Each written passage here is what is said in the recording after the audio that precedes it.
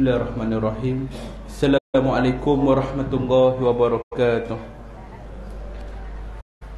Alhamdulillah Rabbil Alamin. Wassalatu wassalamu ala asyrafil anbiya wal mursalin wa ala alihi wa sahbihi ajma'in. Ashhadu an la ilaha illallah wahdahu la syarikalah wa ashhadu anna Muhammadan abduhu wa rasuluh. Allahumma salli ala Muhammad wa ala ali Muhammad. Rabbi shrah li sadri wa yassir li amri wahlul 'uqdatam min lisani yafqahu qawli. Amma ba'du. Kita mulakan dengan umul kitab Al-Fatihah. A'udzubillahi minasyaitonir rajim. Bismillahirrahmanirrahim. Alhamdulillahirabbil alamin, arrahmanir rahim, maliki yaumiddin. Iyyaka na'budu wa iyyaka nasta'in. Ihdinas siratal mustaqim, siratal ladzina an'amta 'alaihim ghairil maghdubi 'alaihim waladdallin.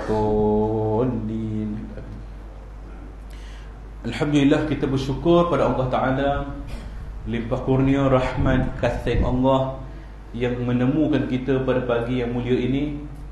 Mudah-mudahan diberikan taufik dan hidayahnya kepada kita untuk kita istiqamah dalam kebajikan, dan mudah-mudahan ditemukan kita di hujung usia dengan kalimah La ilaha illallah. Selawat dan salam ke atas junjungan besar kita Nabi Muhammad sallallahu alaihi wasallam. Dengan berkat baginda lah kita mendapat nikmat iman dan nikmat Islam yang kita pegang hari ini, dan mudah-mudahan kita istiqamah di jalannya sehinggalah di akhirat nanti kita beroleh pahala syafaat Nabi sallallahu alaihi wasallam. Tamunya saya ucapkan terima kasih pada pengacara majlis Cik Nordin bin Masri. Yang saya hormati Tuan Haji Muhammad Syahri bin Bagimin, pengurusi Surau Al-Amin. Tuan Imam Tuan Haji Muhammad Syukri bin Haji Qadiran, pengurusi Biro Khairat Kematian Encik Atan bin Ahmad, pengurusi Persatuan Penduduk Seksyen 19 Barat Encik Tukiran bin Wagi, Encik Zulkifli bin Kamaluddin selaku Jawatankuasa Tugasan Khas, dan juga wakil-wakil daripada Majlis Perwakilan Penduduk MPP Zon 7, tuan-tuan, puan-puan Surau Al-Amin Seksyen 15 Shah Alam, 19 Syasul pula kan. Apa khabar semuanya, sihat? Alhamdulillah. Kalau tak sihat tak datanglah surau pagi ni kan. Jadi pagi ni kita bertemu dalam satu kan, apa pula pagi belajar kursus mayat kan. Tapi benda ini kalau dulu sekitar 12 tahun 15 tahun lepas, kalau kita buat kursus, orang jadi takut. Kursus mayat tak naklah datang, tak naklah. Dia takut nak jadi mayat kan, takut jadi model. Sekarang ni orang ramai nak jadi volunteer kan, ramai. Abang Zul kita dah jadi, dah volunteer dulu. Dia ingat lagi saya pernah kapankan dia. Berapa tahun ni? 4 tahun sudah lebih kurang dekat Karangcraft. Alhamdulillah panjang lagi sampai sekarang umur dia kan. Masya Allah, dia boleh jemput saya pula hari ni. Nak dikapankan kali kedua ke ataupun nak kapankan orang lain ke, sepulanglah ya. Baik, tuan-tuan dan puan-puan, saya baru tadi kuliah subuh di Masjid Jen Jarum ya. Lebih kurang dalam setengah jam dari sini, dan terus ke sinilah. Dan pagi ini kita bersama dalam satu kursus pengurusan jenazah di bawah NGO saya juga, Skuad Pengurusan Jenazah Malaysia, SPJM. Satu badan NGO pengurusan jenazah yang terlibat dalam pengurusan jenazah dalam dan juga luar negara. Kami juga baru selesai menghantar misi kemanusiaan dan pengurusan jenazah di Turki. Saya bawa balik beberapa hari lepas, dalam rangka utama untuk menguruskan jenazah. Namun hajat kami tidak kesampaian kerana atas waktu-waktu tertentu kami hanya hantar misi bantuan je. Tapi dapatlah pengalaman melihat gambar jenazah, kubur-kubur dikebumikan, adalah pengalaman yang kita dapat. Jadi tuan-tuan, sebelum saya pergi lebih jauh, eloklah saya perkenalkan sedikit tentang background SPJM, Skuad Pengurusan Jenazah Malaysia ni, melalui tayangan video yang akan ditontonkan pada tuan-tuan dan puan-puan, insya-Allah.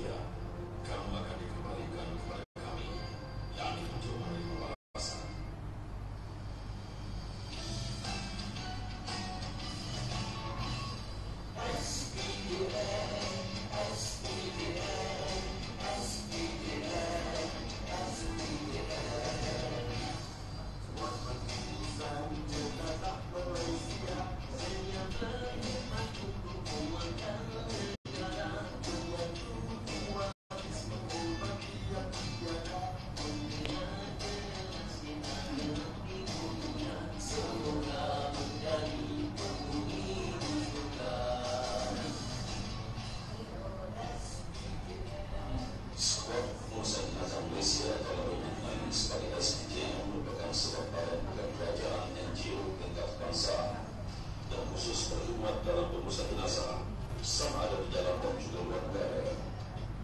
Pihak SPJM berpengalaman luas dalam menguruskan jenazah-jenazah kritikal seperti jenazah wabah, HIV/AIDS, TB, kanser kebakaran, ekonomi, COVID-19 dan lain-lain.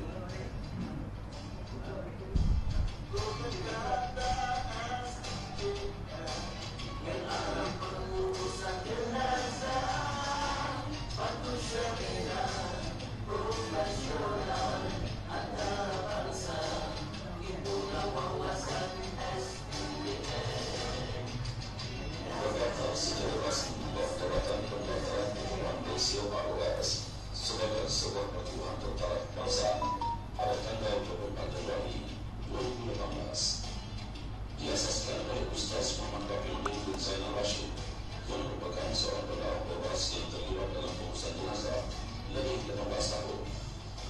SPJM juga menyediakan perkhidmatan ambulans dan bantuan barisan komuniti di bawah skuad intervensi dan tindakan khas SPJM. Bertujuan membantu waris yang kurang berkemampuan dalam memperoleh urusan jenazah ahli keluarga dan mendidik masyarakat tentang keperluan dalam ilmu urusan jenazah sebut sebagai persediaan awal sebelum berlakunya sebarang kejadian bencana alam. SPJM dalam urusan jenazah profesional, profesional dan antarabangsa. Untuk lebih lanjut, sudah dari laman Sesawang www.spjm.my.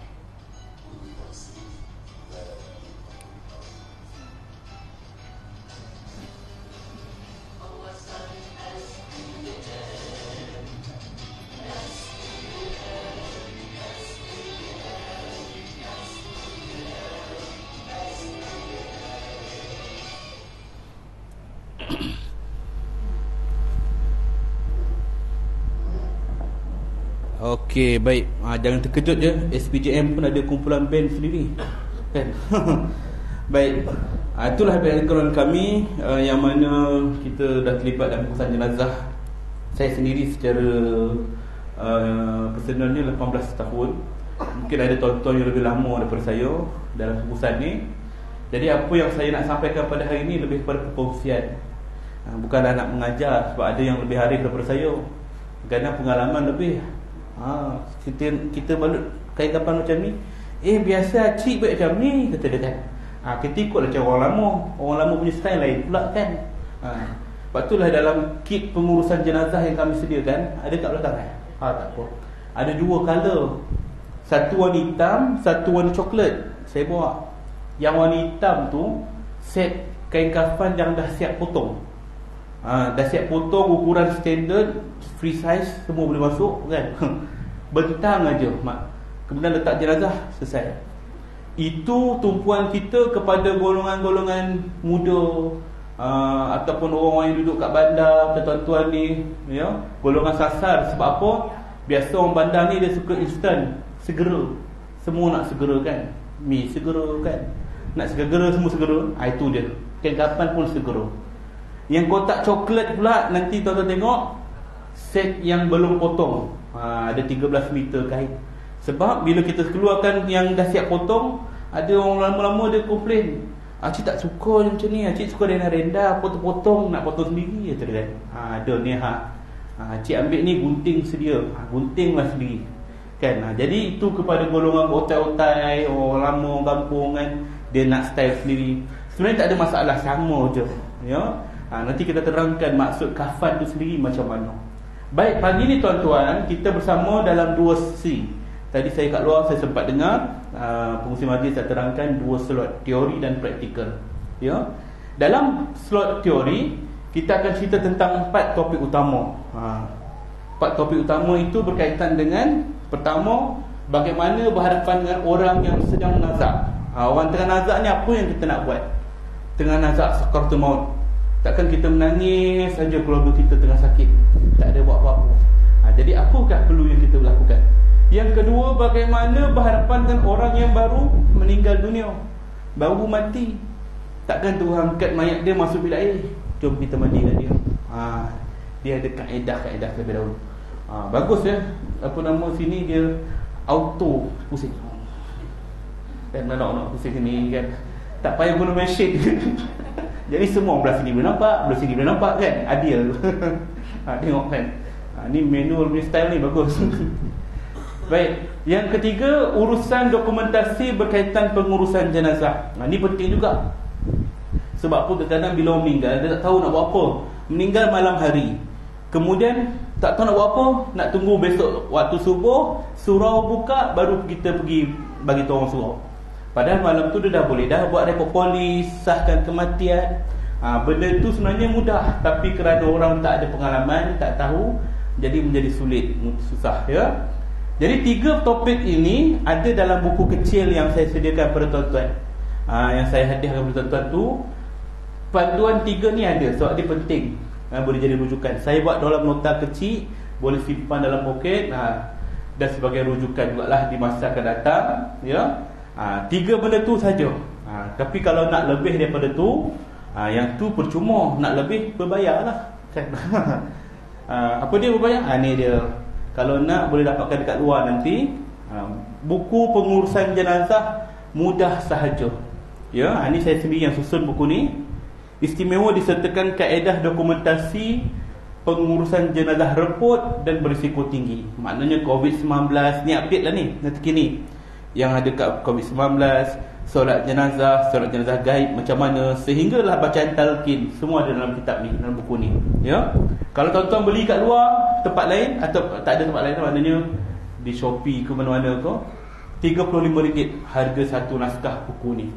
Tapi khusus kepada peserta kursus pagi ni, kita akan jual RM40. Wih, lagi mahal dia tak? Biar betul ustaz ni kan. RM40 tu kalau tuan-tuan beli 2 buku, makna satu jatuh RM20 lah. Nak beli satu tak ada masalah, beli 2 lagi baik kan. Satu lagi ni apa? 40 kisah orang mati, cerita tentang kebaikan-kebaikan lah. 40 kisah orang mati ni tuan-tuan jangan bayangkan, oh macam buku Mastika ni. Tak ada lidah terjelim, mata terbulat, tak ada kan. Ini cerita yang baik-baik je kan. Setiap kematian ada kisahnya, ibrah dan iktibar. Pengalaman saya sendiri, saya bukukan siri pertama, siri kedua tak tahu bila lagi kan, malah nak nuliskan. Jadi 2 buku ni kalau tuan-tuan berminat boleh dapatkan kat luar nantilah ya. Itu adalah mahar dia. Selain daripada luar, Shopee tu dia kita jual ya. Baik, yang keempat, topik utama kita akan bincangkan rukun pengurusan jenazah. Baik, sebagai permulaan ni saya nak bagi soalan pertama kepada tuan-tuan dan puan-puan. Berapakah rukun pengurusan jenazah? Berapakah rukun pengurusan jenazah? Apa ni kan ustaz tulis macam ni kan, salah sebutkan. Berapa? Agak-agak yang pertama, kalau 5, apa dia? Percaya kepada Tuhan. Tu rukun negara kan. Rukun pengurusan jenazah 4. Saya saja usik 5 kan, 4. Yang mana kita tahulah, mandi, kafan, solat ke bumi. 4 tu saja rukun pengurusan jenazah.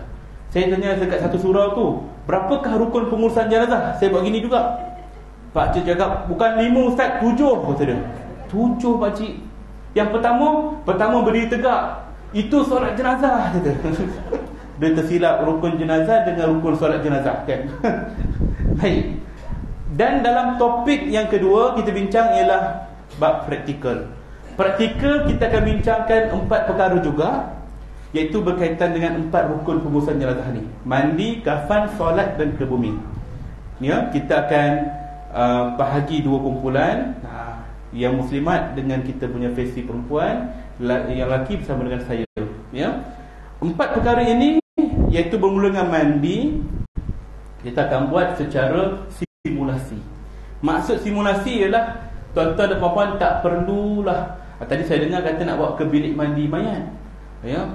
Tapi bilik mandi mayat kalau kumpul semua muat tak? Muat tak muat kan? Kebiasaannya saya suka buat kat sini je, sebab kami tidak menggunakan air dalam kursus ya. Kalau tuan-tuan pernah hadir kursus kat luar sana, tempat lain, waktu praktikal mandi jenazah mesti guna air. Mandi betul-betul model tu kan. Saya pun pernah buat macam tu juga. Tapi bila kita buat macam tu, setelah lebih kurang 11 tahun saya dalam kursus ni, akan jadi dua musibah kalau kita mandi model menggunakan air. Dua musibah akan berlaku. Mana-mana tempat pun akan berlaku hal ni. Apa dia? Yang pertama, tuan-tuan dan puan-puan akan banyak main air. Itu biasa. Pasal apa banyak main air? Sebab yang jadi model kawan-kawan. Time tu lah dia cuba usik kawan dia. Dia geletek kaki dia, dia usik pinggang dia, curah air kat muka kan. Kawan tak boleh buat apa rumah gitu kan. Banyak main dia nanti kan. Yang kedua, kalau kita guna air waktu praktikal nanti, yang kawan jadi model tu balik mesti demam panas. Pasal apa demam panas? Bukan sebab badi mayat, tapi sebab lama dimandikan. Kenapa lama dimandikan? Sebab waktu itulah tuan-tuan akan banyak soal jawab. Ustaz, air apa tu? Ustaz, berapa gali? Ustaz ni lagi banyak soal, lagi lama kawan tu kena mandi. Bila nak bin Ustaz ke? Jadi kita tak gunakan air, hanya simulasi macam mana nak pusing ke kanan, macam mana nak pusing ke kiri, macam mana nak sauk dan sebagainya lah. Itu dari sudut praktikal mandi nanti, ya. Waktu praktikal kafan, kita akan tunjukkan pula dari sudut cara kita nak potong kain kafan. Macam saya sendiri akan terangkan 4 kaedah dalam membentangkan kain kafan. Pertama, kaedah asas. Asas ni maknanya semua orang, mana mayat pun boleh ikut cara tu. Yang kedua, guna kaedah sekiranya badan jenazah tu badannya besar, berbadan besar. Macam mana pula kain tak muat? Macam mana kita nak lapik kain tu? Yang ketiga, macam mana nak bentang kain kafan yang jenazah berisiko tinggi, HIV, AIDS, COVID, penyakit berjangkit ataupun luka, kemalangan dan sebagainya. Apa kaedah dia? Dan yang keempat, cara yang lebih praktikal, yang mana sesuai untuk jenazah lelaki dan perempuan. Kita buat baju dan sebagainya. Yang mana kalau tuan-tuan bersama dengan saya waktu nanti praktikal, kalau berlaku kematian dalam kalangan keluarga lelaki, kita boleh uruskan, dan kalangan perempuan pun kita boleh uruskan juga. Sebab kaedah dia sama je. Ya, saya menggunakan 10 meter kain je, tak banyak pun. Ya, setengah orang guna 13, 15, 18 meter. 10 meter cukup untuk satu badan jenazah standard. Baik, itu dalam bab praktikal nanti tuan-tuan ya. Jadi program kita ni akan berlangsung secara santai.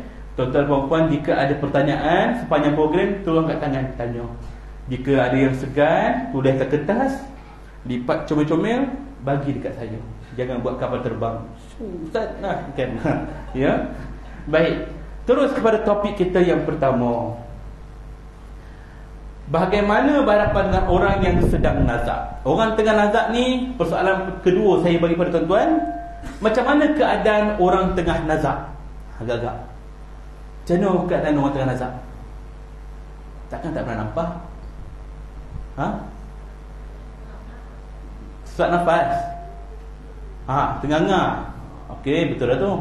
Yang lelaki, macam mana keadaan orang tengah nazak? Macam mana? Macam susah hari soalan ni kan?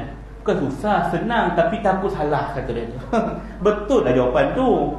Ya, jawapan yang paling tepat ialah orang yang tengah nazak, dia dalam keadaan terbaring. Pernah nampak tak orang tengah nazak berdiri? Tak pernah kan? Kau kenapa tengah nazak kan? Tak ada tuan-tuan. Semua dalam keadaan terbaring kan? Bila dia dalam keadaan terbaring, dia tak boleh nak gerak. Dia dalam keadaan mencungap-cungap dada dia, mata dia pun pandang ke atas. Dia nampaklah tanda-tanda yang dia nak kehilangan nyawanya. Maka pertama ialah kita talkinkan kalimah La ilaha illallah di telinga pesakit. Lakinu mautakum la ilaha illallah. Talkinkan, ajarkan pada orang yang nak mati itu dengan kalimah La ilaha illallah.